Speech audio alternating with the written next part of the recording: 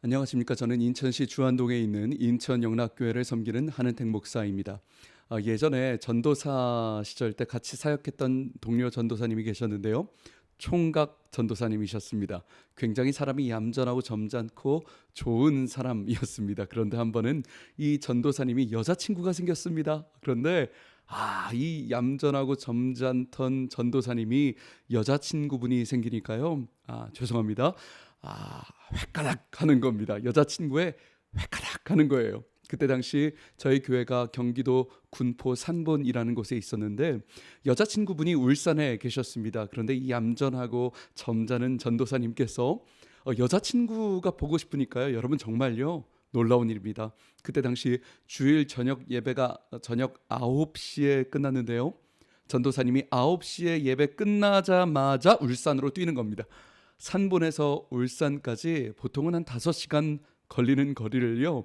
자기가 너무 보고 싶으니까 5시간 거리를 3시간 만에 주파한다고 이야기를 하더라고요. 3시간. 그럼 밤새 가서 9시에 출발해서 12시에 도착을 하면 30분 본답니다. 정말 밤새 가서 30분 보고 또다시 3시간을 운전을 해서 집에 돌아오면 새벽 4시였답니다. 그렇게 밤을 새우고 이제 다음날 학교를 가는 거죠. 신대원을요. 근데 여러분 이게 뭐 하루 이틀이 아니라 놀라운 사실입니다. 1년 52주를 하루도 빠짐없이 매주 울산으로 뛰었다는 것입니다. 그래서 제가 그때 깨달았습니다.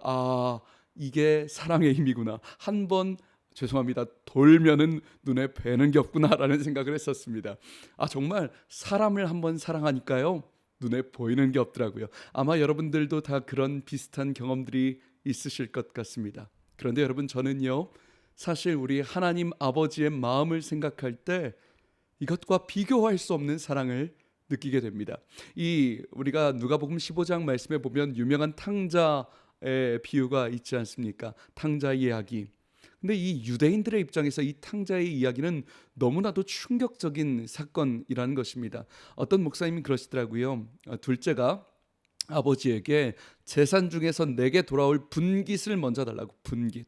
근데 이 어떤 목사님 말씀에요. 이 분깃이라는 단어가 단순히 나중에 내가 받을 유산을 먼저 땡겨서 선금으로 달라 이런 정도의 이야기가 아니라 장례 절차가 다 끝나고 나서 그제서야 받을 수 있는, 아버지가 죽고 나서 받을 수 있는 단어다라는 이야기를 하시더라고요. 그러니까 아버지 나 사업 자금 먼저 땡겨 주십시오 이게 아니라 아버지 나는 당신을 이제 더 이상 아버지라고 생각하지 않겠습니다. 당신을 죽어버린 사람 취급하겠습니다. 당신은 내 아버지 아닙니다 라고 이야기하고 먼저 받은 것이 분깃이다라는 말씀을 하시더라고요.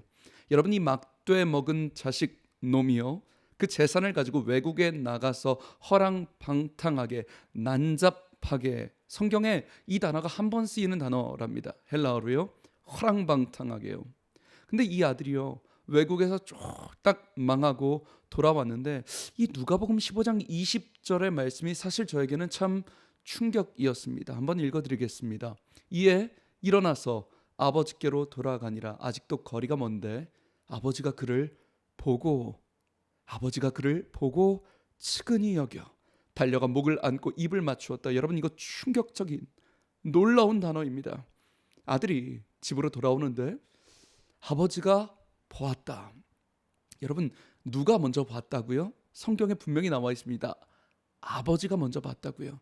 이건 놀라운 사실입니다. 왜냐하면 아버지가 매일, 그러니까 멀리 나가 있던 아들을 아버지가 먼저 봤다는 얘기는요, 아버지가 매일 집 안에 있었다는 이야기일까요? 집 밖에서 매일 그 아들을 기다리고 찾고 있었다는 이야기일까요? 집 밖에 있었다라는 이야기죠.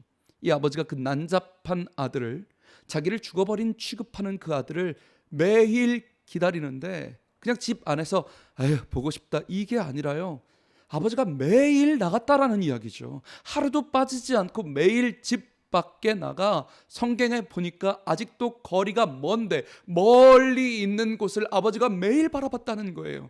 그 아들이 혹시 돌아올까 매일 날마다 나가서 그 아들을 멀리 봐서 기다렸다라는 것이죠. 그렇기 때문에 성경에 아버지가 먼저 아들을 발견합니다. 여러분, 아들이 먼저 아버지를 발견한 것이 아니라 아버지가 아들을 발견하고 즉시 뛰어가 아들을 와락 껴안고 울었다라는 것이죠. 사랑하는 방송가족 여러분, 우리가 살면서 하나님 앞에 돌아가기에 부끄러운 죄를 지을 때가 있습니다. 나 같은 것도 사랑하실까? 나 같은 것도 용서받을 자격이 있는가? 나는 둘째 아들보다 훨씬 더 또다시 넘어지고 또다시 넘어지고 또다시 넘어지는 나의 꼴을 보면 아버지 앞에 나가기가 부끄러운 때가 우리 모두에게 있습니다. 그런데 여러분, 성경은 분명히 말씀하십니다. 내가 확신하노니 사망이나 생명이나 천사들이나 권세자들이나 현재일이나 장래일이나 능력이나 높음이나 깊음이나 다른 어떤 피조물이라도 우리를 우리 주 그리스도 예수 안에 있는 하나님 아버지의 사랑에서 우리를 끊을 수 없으리라. 여러분, 이것이, 이 말씀이 우리의 담대함의 근원입니다.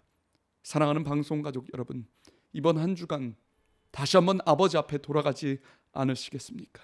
아버지는 여전히 아직도 거리가 먼데 매일 나아가 먼 곳을 바라보며 여전히 우리가 돌아오기를 기다리고 계신다 말입니다.